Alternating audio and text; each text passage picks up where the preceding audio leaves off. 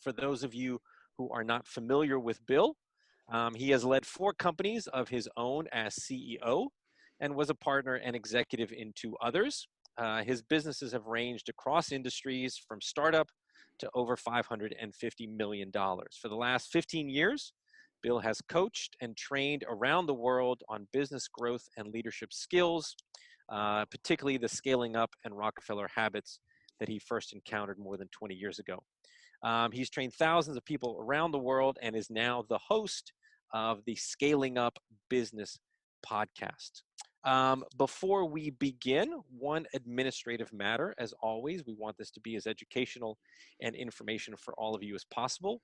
There are going to be times during Bill's presentation where he may ask us to respond to some question that he poses via the chat, or we will ask you to raise your hand in order to pose some questions based on content that Bill has presented, and we will then direct those questions to Bill throughout the presentation. Again, thank you all for attending this Align Coach webinar, and I will now turn the microphone over to Bill Gallagher. Morning, Eugene. Good morning, Henry. Good morning, everyone. So I've got the slides here. I'm using the green screen, and you could tell that I am just in my home office, right? I reveal, right, the regular office look. But using the green screen, I can make a little more graphical, compelling view of it. So it's just a little thing to make it better. But I'm at home, like probably most of you, in my home office, very intimate, very modest, and dealing with it. But I'm really honored and grateful to be working with and talking with everyone today in this unusual way, right? I, as Eugene pointed out, work with folks all over. And since the crisis, I've been working with people all over the world, as well as our regular clients in dealing with this. So doing webinars and things like this. I'm going to share with you 5 things that I think many people are missing now. So there's a lot of people talking about how to deal with the crisis, how to move, how to get to where you're leading the recovery.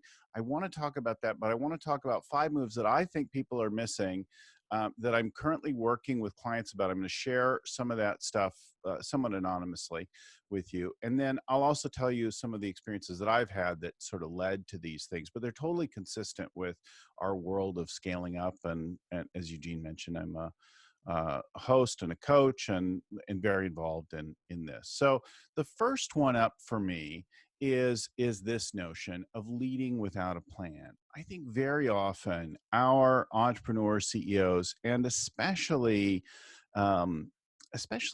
those of us that are founder owner types feel like it's up to us to create the plan. We had the initial vision for the company. We're used to coming up with the plan. And so we tend to want to wait to lead or demonstrate leadership, provide leadership until we have it figured out. So back in 2000, in the aftermath really of 2001, I delayed the aftermath by using a lot of debt, which turned out to be more painful and more surprising, and I got a lot less compassion later. But in the aftermath of that, my bank finally came to me and called the gig up and said, look, it's time to pay to play, and we don't think you have a business, and we don't think there's anything to sell here, so we want your house. And that was a horrifying experience. And all I could think was that the business was going to fail. I was going to lose the house. My wife was going to leave me, and I would become a weekend dad. So I couldn't come up with any way to think about it. And I stewed on it alone and privately, becoming increasingly distant and disconnected from my team, and even my wife and kids, just anxiety churning inside of me, being awake all night. Some of you may be experiencing things like this now.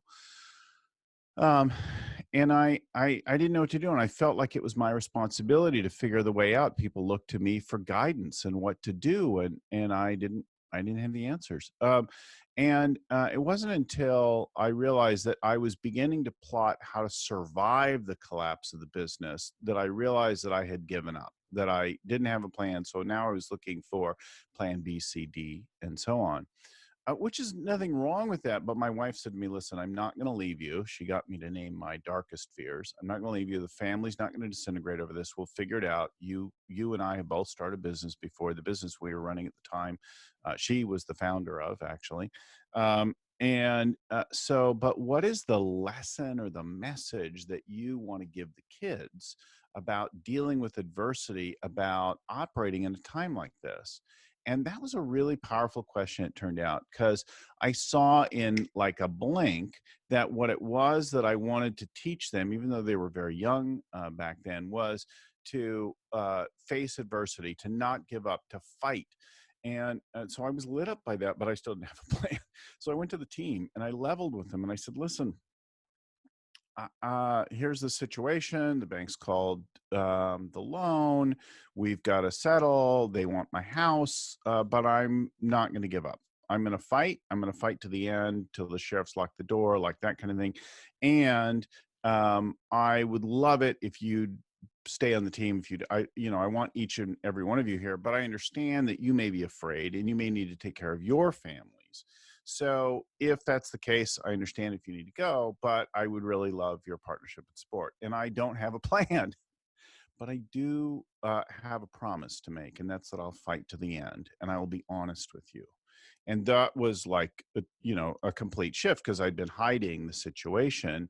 But here's what we've got. And maybe together we can come up with something. So I laid out the thing. They were actually enthused and inspired by the power of the commitment. See, it's okay to say that you don't have a plan if you leave them with something powerful. And that was my commitment to fight. And people love that. Braveheart made a whole movie about that, and many more like it. And they together came up with the solution. So I negotiated with the bank. We worked something out. It strung out. I didn't have the money for it, but they found me the money, and we worked out sales and new customers and things like that.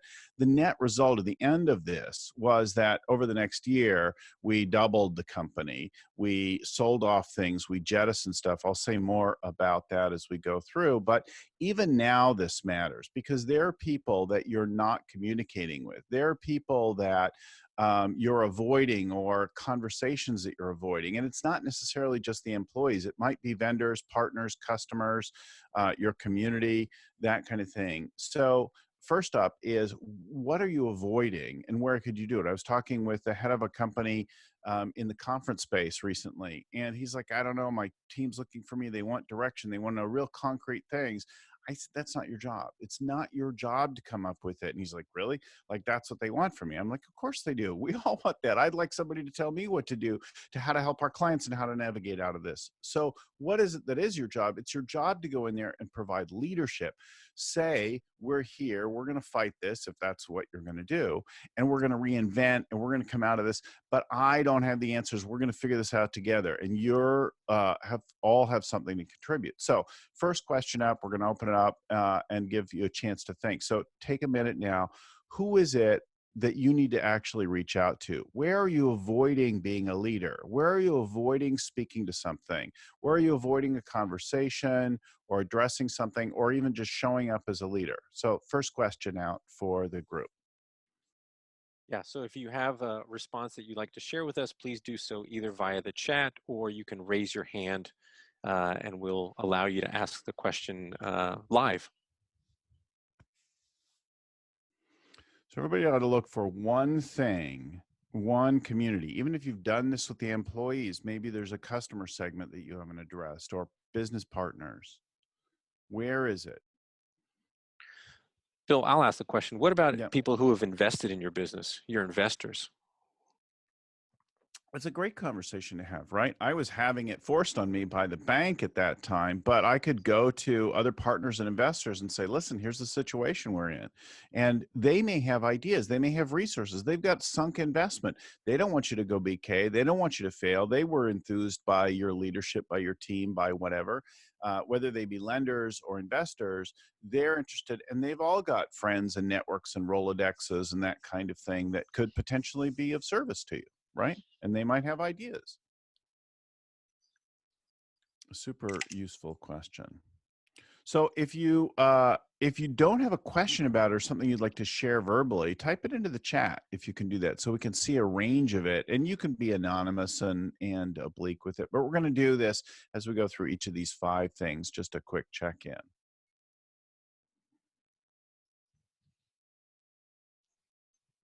You should play your song again until someone. I should go.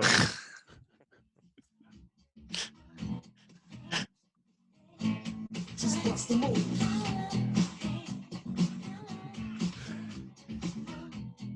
All right. Well, we'll move on to the next one because it's relevant and fresh and timely for me. So the next up then is this notion of so it's in the world of taking care of yourself, right? We've heard the phrase "put on your own oxygen mask first," at least when most of us used to fly, and. But the idea of taking care of yourself in order to be able to lead and engage, I think, is really important. What's not everybody's dealing with is the dealing with the emotional side of things. Last night, things in our household. So I'm sheltering with my wife, and our adult daughter has moved out of her apartment in Los Angeles and is up here staying in our in an annex to the house. And so we're all together, but we're like sheltering, and there's, you can go out with limited restrictions, and you're supposed to wear a face mask and things like that, and people aren't supposed to come out anyway. Last night, kind of all our tensions and that kind of thing flared up, and I lost my crap, and I didn't sleep well, and I woke up upset this morning. And if you go around with that, and I know that all of us are dealing with irregular sleep and tension and anxiety and all that kind of thing, and then we put on a happy face and try to pretend like everything's cool, and it doesn't really cut it most of the time. And especially now, it doesn't cut it isn't convincing anyone. So you're off at different places at different times. You're irritated with leadership out in the world and in politics and local governments and that kind of thing. You're irritated with restrictions. You're irritated with foreign governments. You're afraid of things going. You don't know what's going to happen. And you've got all kinds of feelings. Sometimes you might be optimistic and even euphoric about something. You might be moved by something beautiful that you see. We have a range of these things. And this is a great time to expand your emotional capacity. And the thing to remember is that you can't put icing on a mud pie, right? Icing on a mud pie still tastes like crap underneath. So it'll make a big difference if you'll simply lean into the feeling, name it. Oh, I'm feeling off. I'm feeling anxious. I'm feeling unappreciated. And if you'll do that for your team, even if you're not seeing face to face, do it on your Zoom meetings or on your phone calls, that kind of thing. God, I'm feeling really off. You'll give them permission also to have their own emotional experience and to move through it. The more we try to suppress something, the more it kind of festers and runs underneath things, and then we're just off all over the place. But if we can actually name the feeling, speak to what's there, we can move through it. See, the feeling doesn't have to last. It is simply a place to move through, including the good feelings, right? We all want to stay in the good feelings, but those don't last either. So enjoy them while they're there. So a key thing that I've got for you is to name the feeling, embrace kind of the emotional range of it. So if you've got something to share about that, how are you feeling today?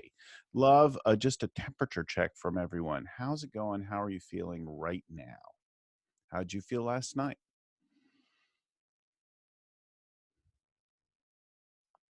I see some Q&A coming up there. You How got it, can Bill? you, Yeah, go yeah, ahead. how can you be open with your feelings, with your team in a crisis, at the same time feeling a feeling of safety, right? So if you'll actually name the feeling, say, wow, I'm feeling really off. I'm afraid today. How many of you are feeling like that, right? I could do that on a Zoom. I could do that on a phone call. I could do that lots of ways. But I know we can get through this together. I know we can help each other. I know we can brainstorm to solve the problem. Your job isn't to look all together. That's not believable. Your job isn't to look like you have the plan or it's all perfect, right? This builds on the last thing as well. You set the example, and the courage to actually speak about something is strength, right? Courage is strength, and it takes courage to admit where we're vulnerable, where we're uncomfortable, where we're feeling off, it actually leaves people with a feeling of strength. So you can actually go to pieces. I've cried in front of teams. I've cried on stages. You don't need to go quite that far if that's not within your range. But if you do, but you leave people with your commitment, your courage, they'll actually be inspired. Eugene, how are you feeling this morning? I'm actually feeling very grateful, Bill. Yeah. In all things, I'm home. The Yeah. weather is lovely in New Yeah. Orleans. My children are inside, safe and healthy. Yeah. You know, Mm. business is hard, but we will get through this. Mm. And so I am tending to look at things more optimistically and with a heaping of gratefulness and appreciation for what I do have. That's great. So, and that's the way you feel today, right? Yes, And this how morning, long? right now. Right now, right? And then how long has that lasted, right? When was it different? I think over this past weekend, Yeah. there were some cracks, what I call some cracks in the facade of everything being okay. I think my children showed some cracks in the facade. There was some, sort of like you described, you kind of lost your cool a little bit. I Yeah. think people, particularly with my kids at home, I think they're sort of they haven't seen friends in weeks now. They've just been hanging out with mom and dad, and Yes. so they start lashing Yes. out. Yeah. Frustrations build up, and so yeah, it is a bit of a roller coaster of emotions, certainly. Exactly, right? And but it could show up not just with family and being at home. It could show up around invoicing or collection, right? I have a large outstanding invoice from a multi-billion-dollar company. I'm feeling a little anxious about that. And I would feel that normally, but now, right, there's even more tension and It's more heightened. like anxiety about things, right? Henry, can you think of a time in the last, say, 48 hours where you felt a little different or? Absolutely. A lot Yeah. of confusion about, you know, duration of all this and frustration with how long it's already been and kind of figuring out little ways to distract and work through it and, pick up some new hobbies and new skills along the way just to try to survive. This is really brilliant. And I think here's the key. We all know conceptually that emotional intelligence is useful, powerful, that it matters. Except in reality, what it looks like is being aware of how you feel and then having an ability to like accept it. And one of the most ultimate ways that you could practice that is just by calling it out. See, stoicism is powerful, but also there's an aspect of stoicism that's about suppressed emotion, or at least one of the uses of the word, and that's where it's not particularly useful. So I don't think you should be a slave to your emotions, but you're going to have feelings one way or the other. So you can move through them more quickly and have power around them if you'll just lean into them, and then you don't have to stay there, right? So that's the key to this thing. And we're all human beings and we're all dealing with stuff, and your people are too. So if you don't want them to stuff down stuff and be all weird and off, you'll all do this, and you're the leader, so it starts with you, right? So in that feeling, second thing that not everyone is really talking about, especially not in our world of business leadership, right?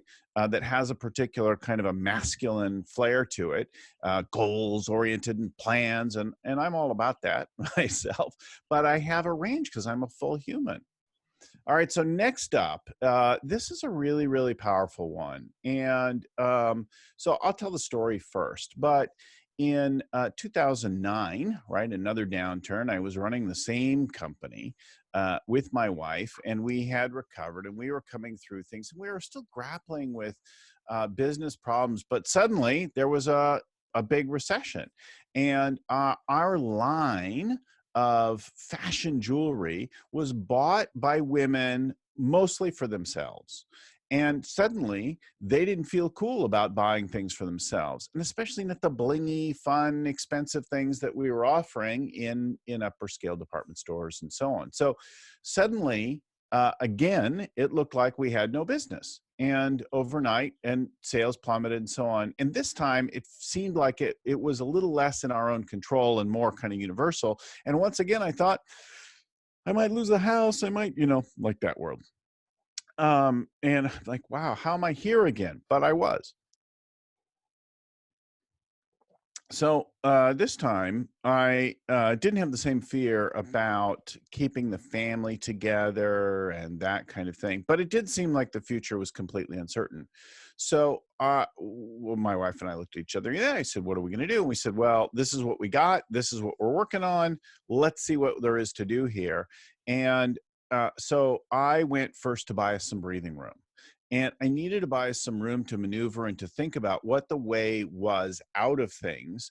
And one of the first big radical requests that I made is I went to our landlord. So we had people expense, we had cost of goods kinds of things and cash issues there. And we had a large office in the very expensive San Francisco Bay Area. So I went to my landlord and I said, listen, we've got a real problem. Sales have just disappeared overnight, and orders being canceled, and I don't know what to do exactly. We intend to fight this, and we intend to work through this and reinvent and do something. But I don't know if we'll be successful or not. I don't know where we'll net out. I don't know how it's going to go, or how deep or how long. But I need some major partnership and relief. I need a year, I think, of free rent. And he looked at me and he gulped and he's like, well, you're asking for a lot there. And that's unreasonable. And there's no provision in the contract for anything that would give you a rent abatement for a year. And if I gave that to everyone, I would lose the building and then I wouldn't be your landlord and the bank would simply take it away. And this is all kind of not normal thing to ask for. And I said, I got it. I understand. I'm asking for a lot. And I don't know how everyone else is hit. And you'll have to deal with that one. And I'm happy to hear about it. But this is what I need. And the alternative is you can force against us. You can force us into a bankruptcy of the business, which might then force something on the personal side. But then you just end up with all the inventory and the office fixtures and the stuff that I've got. And I am trying to figure out how to sell anyway. And then you'd be up against me and my house and all my retirement money, which is pretty much all tied up in 401k and IRA accounts, which you can't really get at anyway in a bankruptcy proceeding. So you're not going to come. He said, "Are you threatening me?" I said, No. I'm just painting a realistic picture that this is not a direction that I want you to go in, and I don't think you should go in. It doesn't make sense. I'm just being honest with you. And here's what I want. I want you to give me the free rent, and I will do something in some way to return the partnership. And that he said, okay. After thinking about it, and a lot of like very pregnant pauses in the room in the conversation, he said, okay, I'm going to give it to you. I want you to review financials with me every 3 months, and as soon as you don't need it, we're going to abate it. And then I want you to give me 2 extra years that you'll sign now on an extension with increases. And I want you to make sure that I'm not waiving any right to, if in the event you go bankrupt, I want to have a swing at whatever's there, and not waive any legal rights in this whole thing. And I thought, okay, I could live with that. Thank you. And so he did. I didn't end up needing it for a whole year. And I did review with him and so on, and I gave him the 2 years, and we still actually have a space in that building with that other business to this day, and even in this time and environment. And then I went to other people. I went to our major suppliers and I said, I need a different kind of terms. We used to pay deposits up front 4 to 6 months before goods would ship. And then we would ship them to major department stores and other retailers who got terms. And then it would be months and months. So I had to finance like 6 to 8 months of production before I got paid on things. Now, fortunately, we had good gross margins on that business, but that was a real hardship. So I went to people and I said, I need to work out different relationship, different terms. And some said, look, you come from a wealthy country, you have great banking, you get the loan. This is unfair what you're asking of me. But others said, yes, we'll extend you terms. And one very memorable guy in India said, look, we'll sell you. We bought gems and materials and did some stuff in India. He said, I'll give you a $5 million line of credit, and you could have 90 to 180-day terms in exchange for a few things that I could totally live with. Right? Great partnership. I went to new suppliers across Asia and I got terms from some. And of course, we shifted production and stuff to the people that could partner with us in some way. Even if they showed an inkling or an interest in doing that, we worked with them. So we did that, and then in turn we went to customers. Now I bought myself some massive breathing room, and then we started to invent stuff, which I'll talk about in a minute. And those things soon became, the new things became #1 bestsellers in their categories for different reasons that I'll explain how we got to and how we came upon that breakout. But those kinds of things then began to shift stuff. And we in turn got people to pay upfront for that. So now I had redesigned my whole business on the back of these radical requests. So what it takes to make radical requests is to have actually some compassion for what you're asking of people, some appreciation of their world, and not just your own. And you're not trying to get over on someone. It's not a strategy to take advantage of people and to be obnoxious. It is an access to partnership, but it's going beyond the normal, customary kind of thing. So I'd like you to think for a minute and everybody come up with a few. Now, time allowing, I would actually suggest you write down 20 radical requests that you could make that would really advance your business in this time frame. What are the things that you could do to take advantage of this downturn, this pivot moment, and really move through things? What would give you great breathing room? So take a minute now and write it down. I'll talk with Eugene for a minute. As you have them, you can just bang a few ideas anonymously or without details into the chat or into the Q&A. Or if you're not sure how to do this, throw it in the Q&A, and I'm happy to talk someone through it live if you'd like to go there. But I'll ask Eugene and Henry to start us off. What are some radical requests that you could make that would advance your business that you could think of? Well, we did exactly what you discussed. We went to our landlord. Since we have office space, we have a lovely office in downtown New Orleans that is currently being completely unoccupied as we all work remotely from home. And so our CEO did go and talk to our landlord. Unfortunately, I don't know what the result of that conversations have been so far, but that certainly was the request that we, we immediately went and said, this is something that we need to do. What room, what breathing room, what negotiation is there in the contract? Let's try to come to a mutually understandable agreement that is in the benefit of both sides, and see how we can give ourselves a little breathing room and still meet our obligations to the landlord as well. Let me suggest to you that some of the most powerful ones are beyond the contract, acknowledging the extraordinary situation and the unworkability of it. This is not generally any provision for anything. The most useful breakthroughs are going to come outside the contract or whatever the relationship is, right? Yeah. And so I suggest you keep brainstorming like hell. Write the number 20 down and see if you can get to at least 20 radical requests that you could make. Suppliers, partners, landlords, staff. I remember as I laid off people and asked other people to take a salary haircut, graduated based, and I told people I was giving up my own entirely, taking no income until we were on the other side of this. I had one dear woman come across, and she came out of her chair and she knelt in front of me and she took my hand and she said, "Mr. Bill, you're a good man.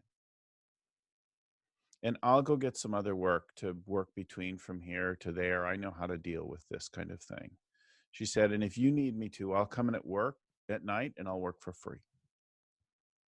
If you come from a place of compassion for what people are dealing and what you're asking with, people will do amazing and beautiful things with you and for you in a time like this, right? So there's a key. Once you have your list of 20 things, right, I suggest you pick the biggest, hardest one and then role play it, right? So I would work with you, Eugene, if we were going to get ready for your conversation. And I would say, Eugene, tell me, how are you afraid that landlord will react? So just tell me a little bit of that, would you? Well, he would say no, straight up front, and he would say, you signed a contract. You are legally obligated to pay the monthly rent. And that's what I expect you to do. And what would his tone be like? Well, he's a nice man, so I'm sure that he would be friendly about it, but still firm. Smiling but firm, right? Yes. So now, and you'd be afraid of that reaction and getting nothing out of it, right? Well, certainly that would be one of the risks. Yeah, is that you make the ask and get nothing in return. So you pick someone that you can count on to kind of play this role play with you. And then what I would do is I would be firm and nice with you, and I would shut you down. And then I would invite you to keep making that ask of me like a whole bunch of times, and keep Yep. appreciating my world and accepting my response until you're really comfortable with it. Now, that'll give you real power to go have that conversation, because everything you're really worried about, you've already sort of gotten comfortable with. And in reality, who knows how I'll react. But all of that like bracing and fear that you have about how it's going to go will be dealt with before you get in there. So Right. have a partner role play that with you, being and acting and saying exactly what you're most worried the other person will see, and kind of get yourself comfortable, right? Like a vaccination, you could say, against your fears. And then you just go in there and you'll be with them. But if you go in there and be with them, imagine what's it like for them to be on the other side of this? What am I asking of them? What's this going to do to them, right?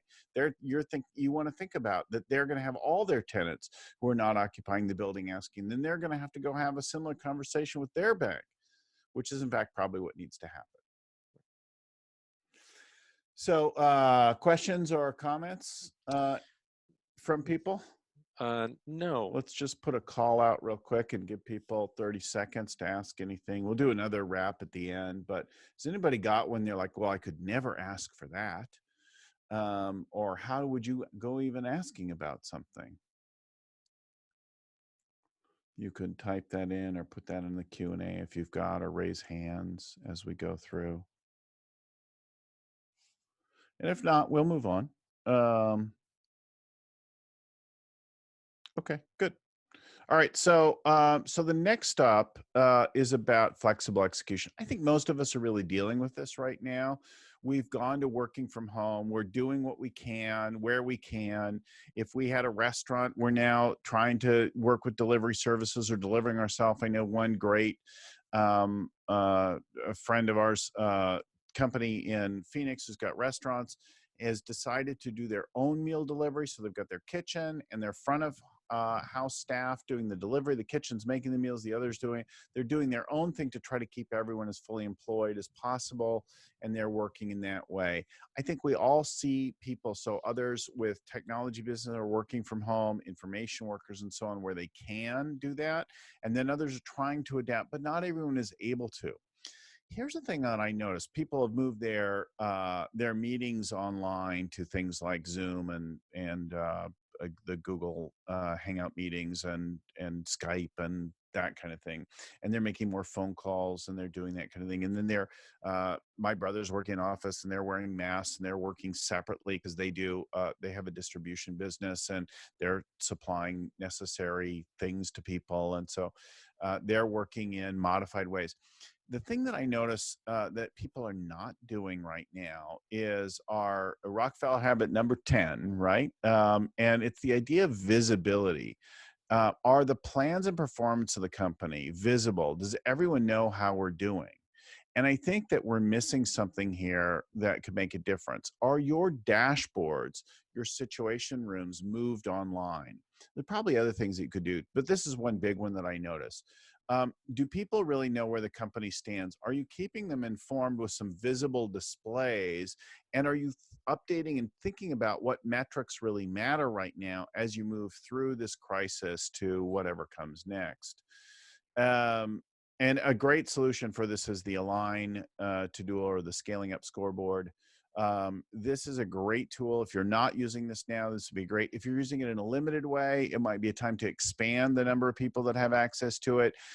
If you're using it only for your quarterly plan, it's time to use it for your daily huddles, or use whatever tool, right? If it's not our great hosts here, Align Today and Scaling Up Scoreboard, then whatever tool you're using, your Google Sheets, if you're using something as crude as that, let's get them shared out. Let's have them updated. Let's have the team members in there updating them themselves and keeping that alive and real, so the company knows, everyone in the company knows where the company stands, how it's doing on moving through this thing. And we've updated the relevant metrics, right?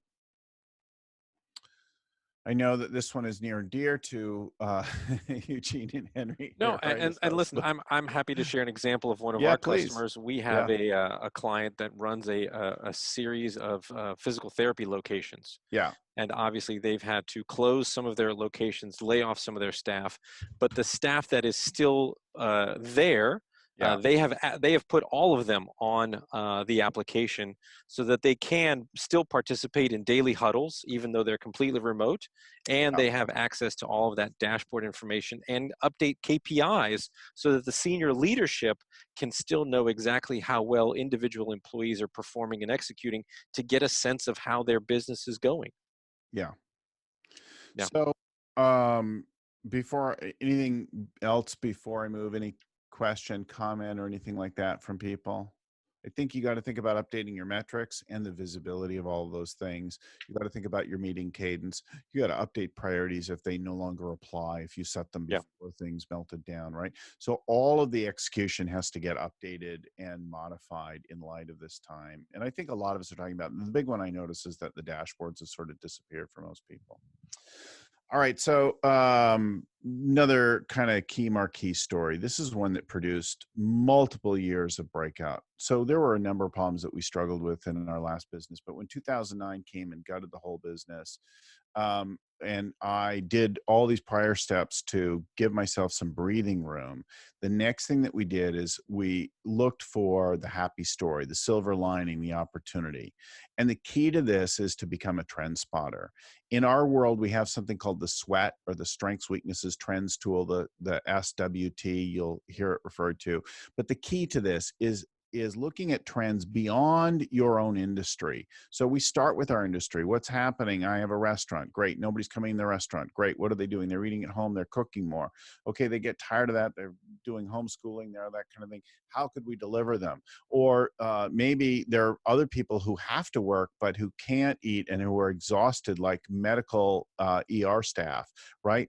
How do we get meals from the restaurant to them? That's what my wife's been working on for the last little bit. So in 2009, we looked at the world and we said, okay, people aren't buying for themselves anymore, but they're buying things for other people. We saw a whole lot of different categories that were still selling because they were things being bought for other people or to take care of obligations, commitments, that kind of thing. So gifting was still important, and the aesthetic had changed in the world from blingy and kind of flashy to more meaningful, symbolic kinds of things. And the price points that still moved had moved, like where we could sell a necklace for $198. We heard from retailers that like $68 was okay. So we designed a giftable necklace with like meaningful symbology and that kind of thing at a $68 retail price point. And then we fast tracked that stuff through and got it in stores to try really quick. Well, that instantly became a #1 bestseller, that whole grouping of products there, and continues to sell to this day. And then we began to iterate on that and add things that were like that, deconstructing things so they could be bought in smaller pockets and be made more personal and more giftable. So more personal, more giftable, more expressive of something. And that turned out to be a really important thing for people and led to multiple years of double-digit growth, right? And well beyond, actually. And was really, really powerful. And I was on a couple advisory boards at the time, and I saw other people move from construction equipment to turning homes to all kinds of pivots were going on. So the way that you spot the pivot opportunities is by looking broadly around where you normally look and become a real trend spotter. And I think we see a lot of clients doing this now, but this is the breakout. And the only way to do this easily and then be able to do that is to kind of do all those earlier things that give yourself some breathing room, real breathing room, because there's never like a real return. The old way doesn't come back. There's no like, let's get back to the way things were. It's going to be a new normal. It's never going to be like it was again. You can't go home, right? It's always someplace new. So what do you guys see in this world, Eugene, Henry? Well, no, I was just going to comment Yeah. because Bob Lobos put in the chat, I think in response to naming that feeling, he said frustrated, small, and yet working on seeking hidden opportunities that I haven't discovered. So Yes. that sort of Yes. ties into naming that feeling and then becoming the trend spotter Yes. to discover those hidden opportunities and go after them. Right. And those are two separate things. So one is the feeling side and then the other. And if you're trying to like be trend spotting while you're feeling really off, it's all kind of muddled and confused. Right. And I see a question coming from Michelle, who says, I imagine that you involve the whole team. Absolutely. So we've done a whole bunch of trends looking here and with our clients right now to find opportunities. And the wider, together we see things that we can't spot on our own. So the wider you could do, more engage people, and what are the trends you're noticing, and look wide. And then you start to look at your core strengths and core weaknesses. How do we connect those things? And those provide the opportunities for sort of the actionable strategic changes that are going to move you out. They're near-term things producing lasting effects on jumping on key trends there. And those are the kinds of things that have you pivot and not die as a business in this kind of time frame, because the old business doesn't really come back for the vast majority of us. Bill, any advice on sort of when you find the trend, sort of how to experiment without going all in on something that you may or may not succeed at or be good Right. at or So ultimately we've fail at? heard the bullets before bombshells phrase, right? And Right. this is the idea of experimenting a little bit. So we had this idea for a giftable lower price point kind of thing. And so we made a handful of these things and we put them in stores with small orders. Well, they quickly sold out. So we made more and we extended and expanded.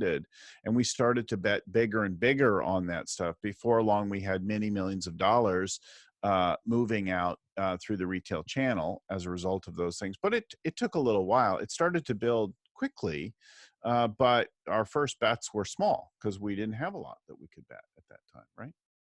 Right. Yeah. So let's put it all up and then just open up for the Q&A from everyone, comments, that kind of thing. Love to chime in. You can open up microphones and talk to people. I see we have a range of folks in the room, but lead without a plan, name the feeling, make radical requests, get flexible about your execution, particular attention to the things that you're not. So inspect everything. It could be that your dashboards and that kind of thing are not really, the visibility is not there for everyone. And even if you're moving your meetings online, and then the way that you move out of it now is to become a trend spotter and to look for those pivot opportunities by engaging the wider team. People are just engaged. They're ready to rock. It's simple. It's clear. Yes, It's if not, anybody has yeah. questions, please, Henry, we can open up the microphones or feel free to raise your hand. You've got Bill. We've got time. I see a question just came in. Yeah. Another one. Do you see a change in the post-corona leadership, expected skills? I think leadership is universal. But the leadership demands of a crisis are different, right? So a crisis is where leadership really gets tested. It's where sloppily run companies get tested, and the people without the chops. So the Marshall Goldsmith is famous for saying that what got you here won't get you there, right? And teaching us and helping us to see that. But whatever it is that got you to this place, it's time to evolve and elevate your leadership style in the face of all that.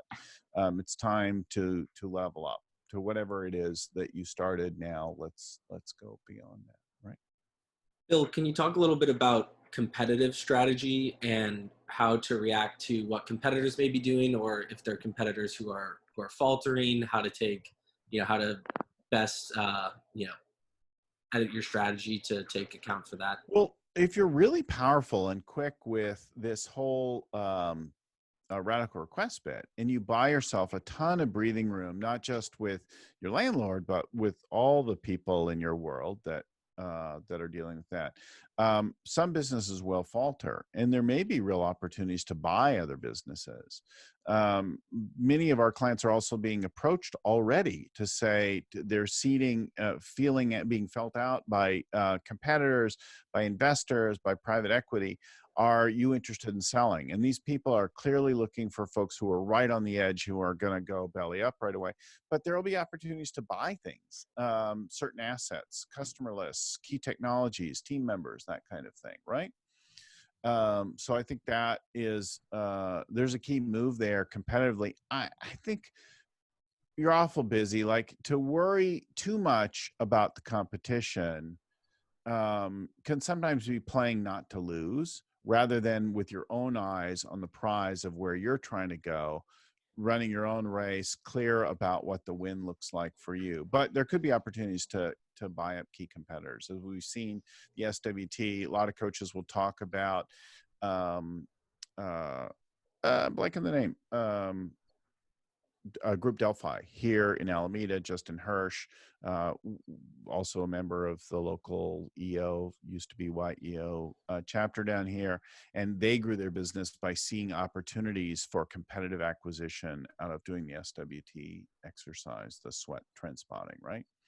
Herb chimes in that he's been working with clients on SWT. This is a key exercise to be using at least once a year, and certainly anytime things change significantly, either for the whole economy or for your particular business or industry, redo your SWT. It's a more strategic version of the SWOT, but it's really becoming a trend spotter and looking beyond your industry. So the problem with SWOT, and even some of the ways some people do SWT, is it's way too narrow. We're looking way too specifically within an industry. I think when you tap into how music and art is changing, you also get a feel for the mood for things that people are dealing with. And that can give insight, B2B or B2C, into how to speak to people and what to deal with right now.